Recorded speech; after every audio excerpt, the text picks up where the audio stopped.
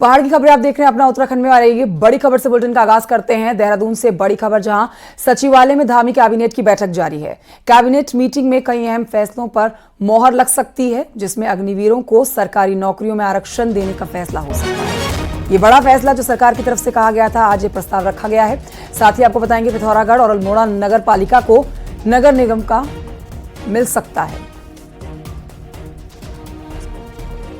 हमारे साथ हमारे सहयोगी फोन लाइन पर सुनील नप्रभात और जानकारी के साथ जुड़ गए हैं। सुनील नप्रभात, सचिवालय में धामी कैबिनेट की बैठक क्या अब भी जारी है, और इस बैठक की बड़ी बातें बताइए। बिल्कुल कंचन, ये मीटिंग अभी भी जारी है और खासकर 21 अगस्त से जो विधानसभा का मानसून सेशन जो शुरू होने जा रहा है, उससे पहले ये मीटिंग हुई है, तो इसलिए इसे बेहद महत्वपूर्ण माना जा रहा है, क्योंकि कई विधेयक, कई फैसलों पर इसमें मोहर लग सकती है, जिनको विधानसभा सेशन में रखा जाना है। इसके अलावा जो महत्वपूर्ण सूचना है उसके अनुसार जो अग्निवीर हैं, अग्निवीर के रिटायरमेंट के बाद राज्य सरकार पिछले दिनों मुख्यमंत्री ने एक घोषणा की थी कि हम अग्निवीरों को सरकारी नौकरियों में उनको एडजस्ट करेंगे, उनको आरक्षण देंगे। तो आज कैबिनेट में इस फैसले पर भी, मुख्यमंत्री के जो घोषणा थी उसके प्रस्ताव पर भी आज मुहर लग सकती है कि अग्निवीरों को रिटायरमेंट पर राज्य सरकार की नौकरियों में रिजर्वेशन दिया जाएगा। इसके साथ साथ चूंकि निकाय चुनाव राज्य में होने हैं, ओबीसी आरक्षण को लेकर अभी तक पेच फंसा हुआ था, लेकिन ओबीसी आरक्षण का जो काम था वो कंप्लीट हो चुका है। तो आज कैबिनेट के सामने ओबीसी आरक्षण का जो प्रस्ताव है उसको भी रखा जा सकता है, और यदि ये प्रस्ताव पास होता है तो उसके बाद उत्तराखंड में जो निकाय चुनाव का रास्ता है वो साफ हो जाएगा, और इससे अनुमान लगा सकते हैं कि जल्द ही फिर निकाय चुनाव भी हो सकते हैं अगर ये प्रस्ताव पास होता है तो। इसके अलावा अल्मोड़ा और पिथौरागढ़ जो नगर पालिकाएं हैं, एक लंबे समय से मांग थी कि इनको उच्चीकृत किया जाए, इनको नगर निगम बनाया जाए। पिछले दिनों वित्त मंत्री ने इस प्रस्ताव को, शहरी विकास मंत्री ने इस प्रस्ताव को अनुमोदन दे दिया था। बहुत संभावना है कि आज की कैबिनेट में यह प्रस्ताव रखा जाएगा और इस पर भी कैबिनेट हरी झंडी दे देगी, इस बात की पूरी संभावना है। इसके साथ ही गैरसैंण में होने वाले जो विधानसभा का मानसून सेशन है, इसमें अनुपूरक बजट भी पेश होना है, लिहाजा आज अनुपूरक बजट पर भी कैबिनेट की मंजूरी मिल सकती है। जी, बहुत शुक्रिया आपका सुनील नप्रभात, जानकारी के लिए। नजर बनाए रखिए आप इस बैठक पर भी। और ये बढ़ते हैं आगे, आपको बताते हैं कोलकाता में हुई रेजिडेंट डॉक्टर की हत्या के विरोध में देशव्यापी हड़ताल का असर अब उत्तराखंड में भी देखा जा रहा है। ऋषिकेश एम्स के रेजिडेंट डॉक्टरों ने इस घटना के विरोध में सड़क पर उतरकर प्रदर्शन किया है।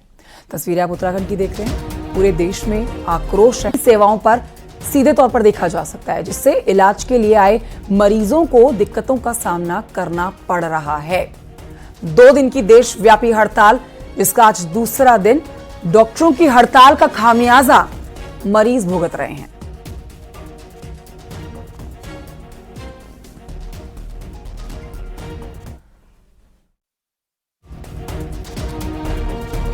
वो रिप्रेजेंट नहीं करते। हम मानते हैं डॉक्टर की अपनी जगह बिल्कुल ठीक है, उनकी सेफ्टी इशू बहुत पहले होना चाहिए, वो एक भगवान के रूप हमें बताते हैं, लेकिन कम से कम उन्हें ये भी देखना चाहिए कि जो लोग, जो माताएं, जो बहनें, जो बच्चे, छोटे छोटे बच्चे, बुजुर्ग आए इतनी दूर दूर से, उनसे थोड़ा सा सफ़र करना चाहिए, थोड़ा उनके साथ सपोर्ट, हम भी उनके सपोर्ट में हैं, लेकिन स्ट्राइक कर देना ही क्या इसका एक रास्ता है, इसका कोई और रास्ता नहीं हो सकता। Thank you.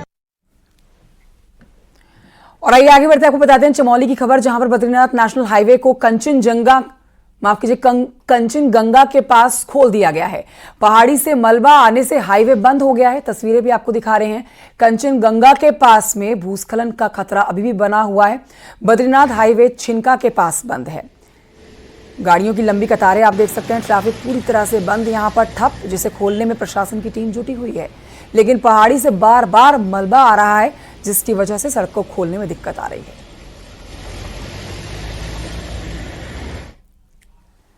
उधर विकास नगर में कालसी चक्राता सड़क पर जजरेड़ के पास में भूस्खलन का खतरा लगातार बना हुआ है। पहाड़ी से बड़े बड़े बोल्डर गिरने का डर हर समय लगा रहता है। वहीं जहां पहाड़ी से लगातार भूस्खलन हो रहा है, उसी के ठीक नीचे पुल भी है। ऐसे में अगर पहाड़ी से बड़ा बोल्डर नीचे गिरता है तो पुल को नुकसान भी हो सकता है। जजरेड़ के पास जो सड़क से लगभग 300 मीटर ऊपर एक बड़ा बोल्डर और जो चट्टान है वो कभी भी गिर सकती है। इसके दृष्टिगत जो तकनीकी विभाग है, लोक निर्माण विभाग, उसको विशेष तौर पे निर्देशित भी किया गया है, क्योंकि उसके ठीक नीचे एक पुल अवस्थित है और पत्थर के गिरने से पुल के क्षतिग्रस्त होने की संभावना है। केदारनाथ हाईवे पर कुंड में बने हुए पुल से बड़ी गाड़ियों की आवाजाही को बंद कर दिया गया है। दरअसल नदी के तेज बहाव में पुल के पिलर को नुकसान हुआ है, जिसका अब ट्रीटमेंट का काम चल रहा है। वहीं प्रशासन का कहना है कि नदी में पानी कम होने के बाद पुल के पिलर का ट्रीटमेंट किया जाएगा। फिलहाल अभी निरीक्षण किया जा रहा है इस पुल का। पुल से बड़ी गाड़ियों की आवाजाही को फिलहाल रोका गया है। असल में क्या है कि पुल इतना कमज़ोर हो चुका है अंडरमाइनिंग से कि उस पर चौपहिया वाहन चलाने खतरनाक है। उसमें चलने वालों को खतरा है, पुल को भी खतरा है, उसमें कैजुअल्टी हो जाएगी। तो उसमें यह है कि उसको तत्काल बंद करना ही वो था एक विकल्प हमारे पास ना, तो उसको बंद किया गया है। उधर नैनीताल में ग्रामीणों ने पुल मांगा और सरकार ने दिया भी, लेकिन कई सालों के बाद भी बलिया नाले का पुल सिर्फ कागजों पर ही सीमित है। अधिकारी जो हैं हिला हवाली करते हुए नजर आ रहे हैं, इससे ग्रामीण नाराज है। तो अब पुल का सपना पहाड़ चढ़ने जैसा दिख रहा है। देखिए रिपोर्ट। जोलीकोट में बलिया नाले में 8 साल पहले मंजूर हुआ पुल आज तक नहीं बन सका है। सड़िया ताल समेत कई गांव के लिए बलिया नाले पर बनने वाले पुल की फाइल आज भी ऑफिस दर ऑफिस घूम रही है। वहीं ग्रामीण बरसात में जान जोखिम में डालकर आने जाने को मजबूर हैं। 2018 में मुख्यमंत्री की घोषणा के बाद भी ग्रामीणों की मांग आज तक पूरी नहीं हो सकी है। वहीं बरसात में काम चलाऊ व्यवस्था कब ध्वस्त हो जाए, इसकी चिंता से ग्रामीण चिंतित हैं। अभी तक ये धरातल पे कोई काम नहीं हो पाया है और ये कम से कम सड़िया ताल, ढाका खेत, गोठानी गांवों को जोड़ता है। बरसात में यहाँ पर काफ़ी परेशानी का सबब ग्रामीणों को करना पड़ता है। यहाँ से अगर कोई पैदल जाना चाहे तो कम से कम 5 किलोमीटर ऊपर बीरभट्टी के रास्ते उनको मुख्य मार्ग तक, मार्केट तक आने में लगता है ग्रामीणों को। पुल जो है बहुत जरूरी है। सड़िया ताल पूरी ग्राम सभा इससे चलती है। बरसात में ये लोग परेशान रहते हैं। ये जब पानी ऊपर आता है तो इन्हें ट्रांसपोर्ट करना पड़ता है आपस में। अब तो इस जनता के लिए बहुत जरूरी पुल बनना है। दरअसल 2017-18 में 3 करोड़ रुपए की लागत से पुल मंजूर हुआ, जो धरातल पर नहीं उतर सका। एक बार फिर 2021 में एस्टीमेट बनाया गया। इस बार पुल बनाने का बजट 3 करोड़ से 5 करोड़ हो गया। हालांकि अब विभाग फिर पुल के लिए भूगर्भीय सर्वेक्षण की बात कह रहा है। 2021 में आपदा आने से उसका स्पान बढ़ गया। स्पान बढ़ने के कारण उसका पुनरीक्षित आंकड़न जो है 508 लाख का शासन को भेजा गया था। हालांकि उसकी स्वीकृति नहीं प्राप्त हुई, लेकिन मीनवाइल फिर विगत वर्ष में फिर बारिश से और इससे बलिया नाला में पानी बढ़ने से उसका स्पान फिर से बढ़ गया है। तो उसके उपरांत हम लोग के द्वारा जियोलॉजिस्ट का सर्वे कराया गया। जियोलॉजिस्ट की रिपोर्ट के अनुसार वहाँ 38 मीटर तक का डिपॉजिट है। तो उनके द्वारा ये बताया गया कि यहाँ पे पुल का निर्माण किया जाना उपयुक्त नहीं है, जिसके आधार पर पुनः इस पर एक फिजिबिलिटी स्टडी के लिए टेंडर आमंत्रित किया गया है। उसके उपरांत ही इस पर डिसीजन लिया जाएगा कि इस पर पुल बनना है या कलवर्ट बनना है। बहरहाल मानसूनी बारिश में कई बार यहाँ आवाजाही करना मुश्किल ही नहीं बल्कि नामुमकिन सा हो जाता है और बारिश के दौरान कई गांवों का संपर्क भी कट जाता है। न्यूज़ 18 के लिए नैनीताल से वीरेंद्र बिष्ट की रिपोर्ट। खबर चमोली से है, जहां पर रुद्रनाथ ट्रैक पर फरीदाबाद के रहने वाले नीरज शर्मा को गंभीर चोट लग गई है, जिसकी सूचना पर घायल का हेलीकॉप्टर के माध्यम से रेस्क्यू किया गया है। नीरज शर्मा रुद्रनाथ ट्रैक पर घूमने के लिए गए हुए थे, जहां गंभीर रूप से चोटिल हो गए, वो घायल हो गए। मौसम खराब होने की वजह से सोमवार को उनका रेस्क्यू नहीं किया जा सका, लेकिन आज सुबह मौसम जब थोड़ा ठीक हुआ तो नीरज शर्मा को एयरलिफ्ट किया गया है।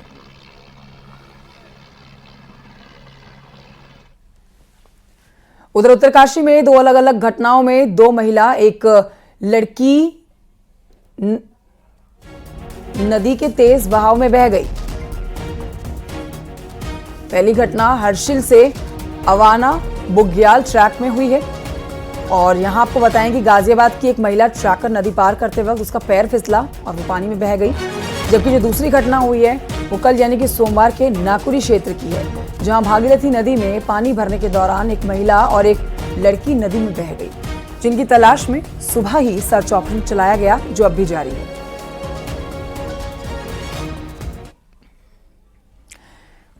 वहीं आपको बताएं कि चमोली में बद्रीनाथ हाईवे पर कंचनगंगा में सोमवार को 2 यात्री कार सहित उफनते नाले में फंस गए।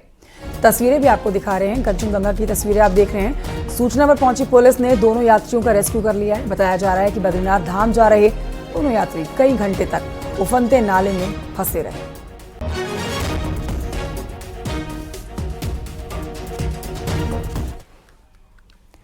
तो मौसम के अलर्ट की बात आप करते हैं तो आज के लिए भारी बारिश का अलर्ट जारी कर दिया गया मौसम विभाग की तरफ से। 3 जिले जिसमें उत्तरकाशी है, चमोली है, बागेश्वर है, जहां आज भारी बारिश हो सकती है, जबकि दूसरे जिले जिसमें रुद्रप्रयाग है, टिहरी है, पौड़ी है, हरिद्वार है और नैनीताल है, जहां भारी से भारी बारिश की चेतावनी जारी की गई है। हालांकि इसके बाद राहत की खबर ये आती है सामने कि 14 से 18 अगस्त तक मौसम सामान्य रह सकता है।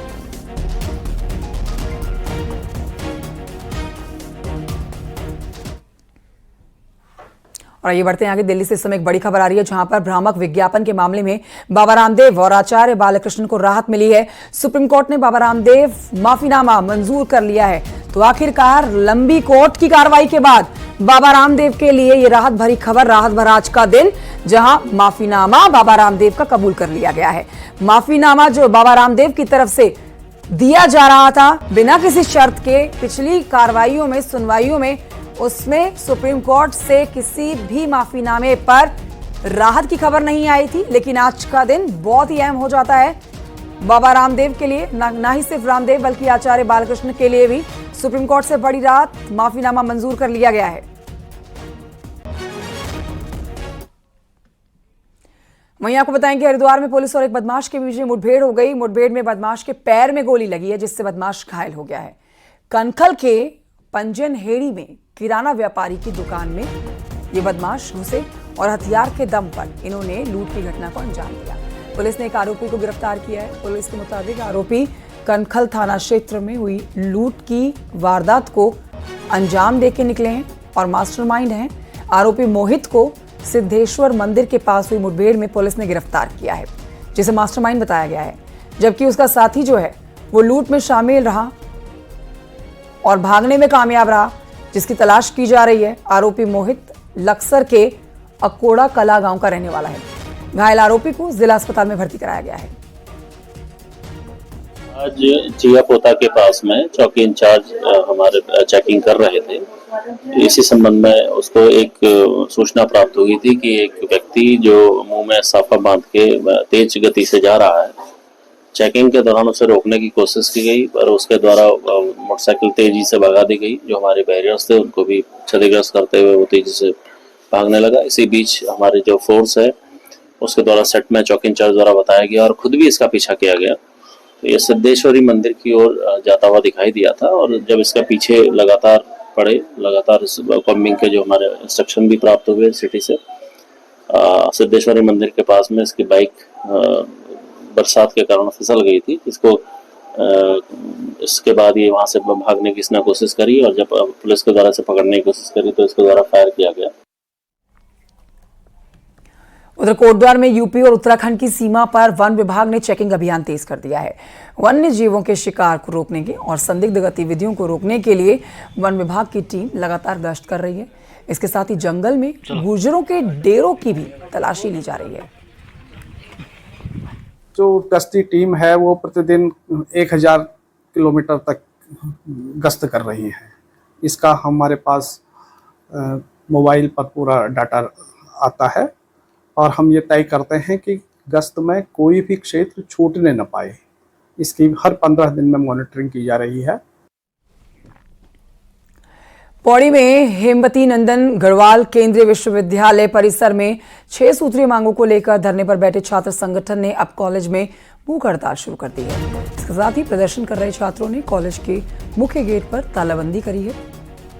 छात्र संगठन का कहना है कि छात्रों से सुविधा से जुड़ी हुई मांग जो कि लंबे समय से वो कर रहे हैं, लेकिन कोई उन मांगों को सुनने वाला नहीं है।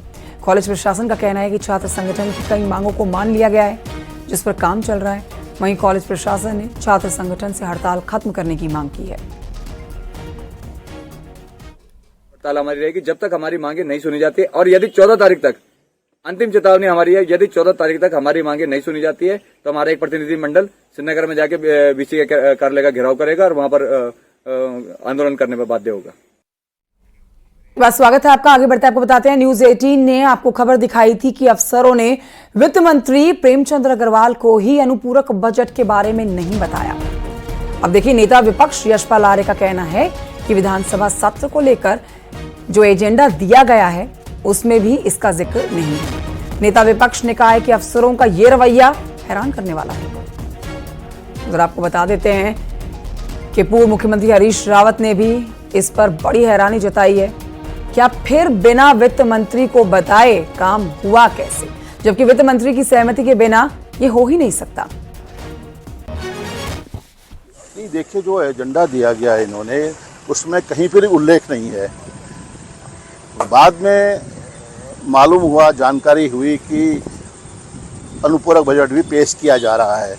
तो ये बड़ा दुर्भाग्यपूर्ण स्थिति है। और सरकार की में जो प्रमुख लोग हैं, संसदीय कार्य मंत्री जी हैं, उनको भी जानकारी नहीं है कि और वित्त मंत्री भी हैं, उनको भी जानकारी नहीं है कि अनुपूरक बजट पेश किया जा रहा है। बड़ी अजीबोगरीब स्थिति है। उनकी सहमति होनी चाहिए। वित्त मंत्री की सहमति के बिना आप कागज ही कैसे आगे बढ़ाएंगे? आपने विधेयक बनाया कैसे? जब वित्त मंत्री से ये तो कहोगे, मंत्री जी हम अनुपूरक बजट लाना पड़ेगा और वो बताएंगे क्या करना है, उनसे पूछ करके तभी तो ड्राफ्ट बनाओगे ना। तो पूछ ही नहीं रहा है तो भाई प्रेमचंद जी, अब क्या कह सकता हूँ। अब अफसरों की मनमानी की एक हैरान करने वाली खबर आई है। देखिए, गैरसैंण में मॉनसून सत्र में अनुपूरक बजट पेश होगा। इस मामले में सोर्सेज के हवाले से जो जानकारी मिल रही है वो हम आप तक पहुंचा रहे हैं, जिसमें वित्त मंत्री प्रेमचंद अग्रवाल को इसकी जानकारी ही नहीं थी। वित्त मंत्री को जानकारी दिए बिना ही अधिकारियों ने अनुपूरक बजट का प्रस्ताव तैयार कर दिया। ये बड़ी खबर थी। इसके अलावा आपको ये भी बताएं कि ये बैठक जारी है, ये दिल्ली में की गई बैठक है। लगातार उत्तराखंड कांग्रेस जो है वो बैठक करती हुई नजर आ रही है। जो पूर्व में हुए उपचुनाव में जीत हासिल की है, ये बैठक उसको लेकर और आगे की रणनीति को लेकर बैठक की गई। कल की तस्वीरें आप देख रहे हैं। सोमवार को ये बैठक हुई थी, कांग्रेस विधायकों की ये बैठक, जहां प्रभारी शैलजा कुमारी ने बैठक ली। व्यापक विचार विमर्श हुआ। आगामी जो चुनाव हैं उस संदर्भ में विस्तृत रूप से सुझाव मांगे गए। सभी विधायकों ने अपनी राय दी। हमारे सामने उपचुनाव भी है, केदारनाथ, और उसके बाद स्थानीय निकाय के चुनाव हैं, फिर पंचायतों के चुनाव हैं, सहकारिता का चुनाव है। सभी माननीय विधायकों ने सुझाव भी दिए और क्या हमारी रूपरेखा होनी चाहिए, क्या रणनीति होनी चाहिए। देश के टॉप 50 मेडिकल संस्थानों की लिस्ट जारी हुई है, जिसमें एम्स ऋषिकेश को भी 14वां नंबर हासिल हुआ है। ये बड़ी उपलब्धि आप कहिए प्रदेश के लिए। चुनिंदा संस्थानों की इस लिस्ट में एम्स ऋषिकेश ने जबरदस्त छलांग लगाई है। पिछली बार एम्स ऋषिकेश 22वें नंबर पर था और इस बार और बेहतर प्रदर्शन करते हुए 14वें नंबर का रैंक हासिल किया है। केंद्रीय शिक्षा मंत्रालय ने यह लिस्ट जारी की है, जिसमें दिल्ली एम्स टॉप पर है। वहीं पीएम स्वास्थ्य सुरक्षा योजना के तहत बने 6 एम्स की बात करें तो इसमें ऋषिकेश एम्स सबसे आगे रहा है। और ये बढ़ते हैं आगे देहरादून से खबर, जहां के डोईवाला में बीएसएफ के जवानों और अधिकारियों ने हर घर तिरंगा रैली निकालकर देश की एकता और अखंडता का संदेश दिया है। रैली के दौरान की तस्वीरें आप देख रहे हैं। देहरादून डोईवाला से तस्वीरें, जहां पर तिरंगा यात्रा निकाली गई है। बीएसएफ के ये जवान बीएसएफ कैंप से शुरू करती हुई ये तिरंगा यात्रा जो कि आगे लेकर निकली हैं, डोईवाला कोतवाली तक ये तिरंगा यात्रा निकाली गई है। हर घर तिरंगा रैली का स्कूली बच्चों ने भी जगह जगह पर स्वागत किया है। 15 अगस्त से पहले लगातार आप उत्तर प्रदेश उत्तराखंड में देख रहे हैं, रैली निकाली जा रही है। हर घर तिरंगा का जो अभियान है, पिछली बार को लक्ष्य को तोड़कर इस बार ज्यादा संख्या में हर घर पर आपको तिरंगा लहराता हुआ नजर आएगा।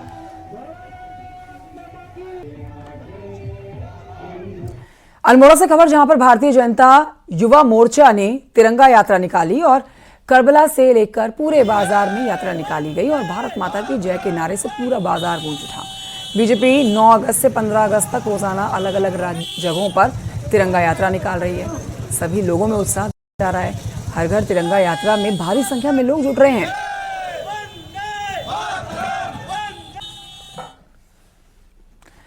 उधर हरिद्वार में गुरुकुल कांगड़ी यूनिवर्सिटी के छात्रों ने बांग्लादेश में हिंदुओं के साथ हुई हिंसा के खिलाफ रैली निकाली है। अपने गुस्से का इजहार करते हुए ये रैली निकाली गई है। छात्रों ने यूनिवर्सिटी से स्वामी ऋषिदानंद चौक पर ये रैली निकाली है, जिसमें यूनिवर्सिटी के शिक्षक, कर्मचारी और छात्र छात्राएं शामिल हुए हैं। रैली के जरिए भारत सरकार से बांग्लादेशी हिंदुओं की रक्षा के लिए ठोस कदम उठाने की मांग की गई है।